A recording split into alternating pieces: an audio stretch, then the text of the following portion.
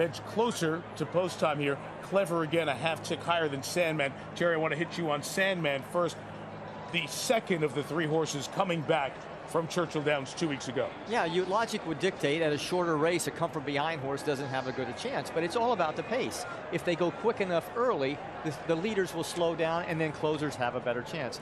Mark Casse, as trainer, said the biggest issue for Sandman in the Kentucky Derby was the slop, not the way he handled the footing, but the kickback in his face from the other horses. He will not have that to deal with here. What he will have is to keep in contact with the field through the middle portions of the race so he doesn't have too much to overcome the final quarter. Jose Ortiz there was with Clever again, was on Sandman. Now Jose is on Clever again, getting so much attention coming in. Now the clear number 2 choice. The interesting aspect here, Mike, is going to be the strategy for Jose Ortiz vis-a-vis Flavien Prat on the one-horse goal-oriented.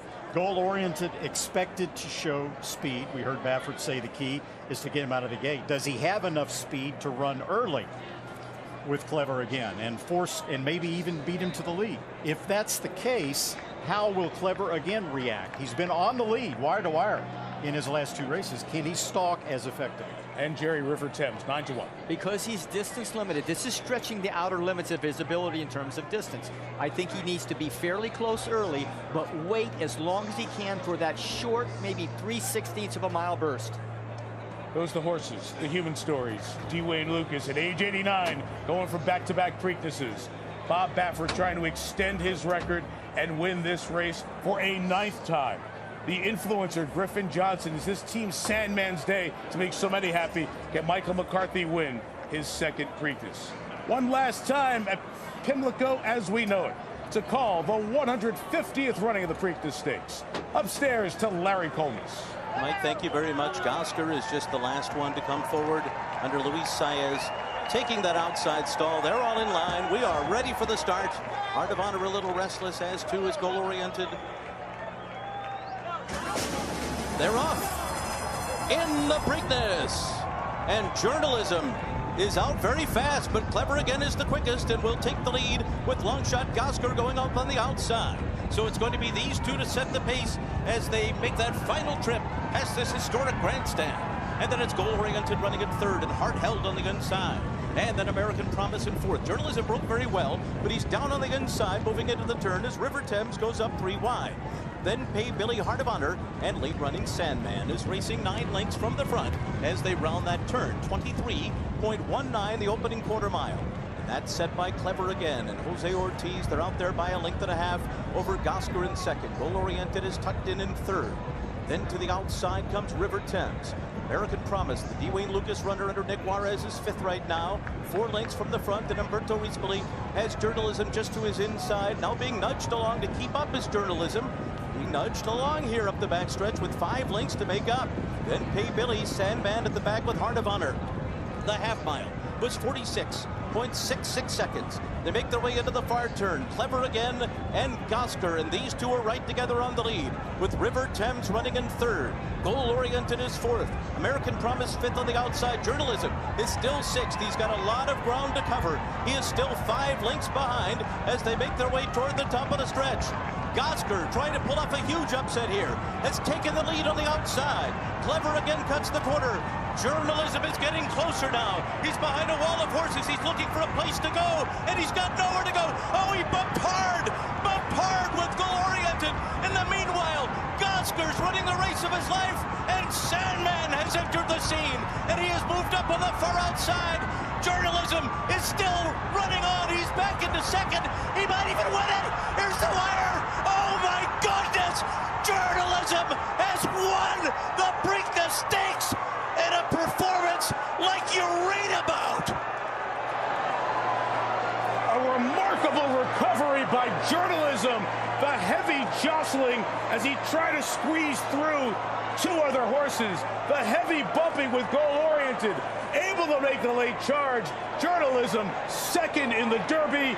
Journalism has its day in 2025 and wins the Preakness. What a courageous race by Journalism. Got squeezed early, farther back than he wanted to be. Umberto Rispoli did not panic. He saved the ground in the first turn. He saved it in the second round. In the second turn, went for a spot, turning for home. It was a crowd, but you have to do that, Mike. It was do or die at that point, and Journalism, to his credit, had enough courage to force his way through there and overcome an almost insurmountable lead by Gasker in the stretch. There certainly will be a second look, a third look, a fourth look from the stewards. Journalism clever against Sandman, goal-oriented, the unofficial under the wire. Let's watch again. There was not only jostling here, there was some even exchanges of elbows at one point between Flavien Prat on the one-horse goal-oriented and Umberto Rispoli on Journalism, a little similar to what Journalism had to overcome to win the Santa Anita Derby. He showed such courageousness to win that. I thought he had no shot at the top of the stretch when he saw what was in front of him. But look at him accelerate and run down Gasker Lake. Now, most of the jostlings already happened, but they're straightened up, and Umberto Rispoli and Journalism have a spot there. And it looks like goal-oriented comes in on him. Flavien Prat crowds Journalism, and then in turn crowds Clever again. But Journalism would have none of it. He kept his composure, he regrouped, and Umberto Rispoli asked him for his life, and he gave it to him. Oh, what an effort by Journalism. Let me give you the under the wire again. Journalism, Gaskers, Sandman, goal-oriented. 2-9-7-1, unofficially under the wire, but now the continued multiple looks from the stewards. This is on board Clever again, who was basically eased in the final 1/8 of a mile. He was just sort of an ancillary part of all that bumping, and he was already beginning to fade. So Jose Ortiz just essentially eased him in the last furlong to finish a distant last. You think Umberto Rispoli's heart is beating fast? Here he is with Donna. Umberto is very emotional. He just said, if this is a dream, please, nobody wake me up. Umberto, you took a leap of faith when you came here from Italy in 2020, and this was imagining the sort of thing you imagined would happen, but I think it feels pretty impactful to you. Don, I still can't realize what this horse did today. Again, I got to travel at the quarter pole, and look, he make himself again going. I mean, it's all about him. It's all about him. It's a pleasure and privilege to ride a horse like him. I would like to say thank you. Give me 12 seconds to say thank you to everybody. I want to say thank you to Michael McCarthy, to Aaron Wellman, La Penta, Bridlewood Farm, colors are up today, Coolmore, my wife, my kids, my family, my brother, my mother, my father didn't teach me everything. My sponsor, Hildebrands, to support me today. It's just unbelievable. I won one of the legs of the Triple Crown and I'm crying like a kid. There is an inquiry. Let's talk about what happened at the top of the stretch. It looks like it was a dogfight, and he just fought. I mean, I was in a tough spot. I was very in the whole spot, and look, it's unbelievable. By the way, there is no change. You are the winner. Okay, thank you. Thank you. So, you've won races all over the world, two-time champion jockey in Italy, but this is your first one in a Triple Crown race. Obviously, it means a lot to you, but why? Because, Dana, you know, when I cross the wire, the first things comes up. My mind, it's all of the 20 years of my career they pass in front of me. And I had to wait so long to be on a champion like that. But, you know, a guy that works for you, Jerry Bailey, tells me, say, when there is a chance, you take it. So, it's your chance, and I do take it. Thanks, Jerry. Well done, Umberto. I think Jerry heard you. Well done. We're going to hear from Michael McCarthy now. Thank you. Donna, thank you so much. He just said to me, I think it's fair to say that was another good effort. I think it might be a little bit better than a good effort. Michael, what did we just witness from Journalism? Yeah, a lot of bouncing around there. It looked like coming to the 3/16 pole or wherever it was. I guess when I saw that, I kind of resigned myself to the fact that it was another fantastic effort. Maybe come up a little bit short, but just goes to show the testament that this horse has. Couldn't be prouder of him. In the back of my mind, I thought we'd be 2 for 2 here, but you know what? Just happy to get one of these. They're very, very difficult races to win. That you do. You know back in 2021 what it feels to win this race, but this year is a little bit different. It's been a tough year for you and your family, completely displaced from your home, still displaced from your home. What does it mean to share this moment with them? Yeah, we'll get back there. Everybody will get back there. We'll rebuild. This is for Altanita. Oh, this is for Mac and Nona, too. They're not here today. My mom and dad, they weren't here last time, so they're not coming back next year either. final race here at Pimlico. What a special one for you. Yep. Michael, a big congratulations. Go get to your horse. Brittany, thank you. If you weren't with us for the Derby, Michael McCarthy touching back on the story. He and his family have been living with his in-laws who live near Santa Anita for months. They were affected by the wildfires in the Southern California area in January. They did not lose their home.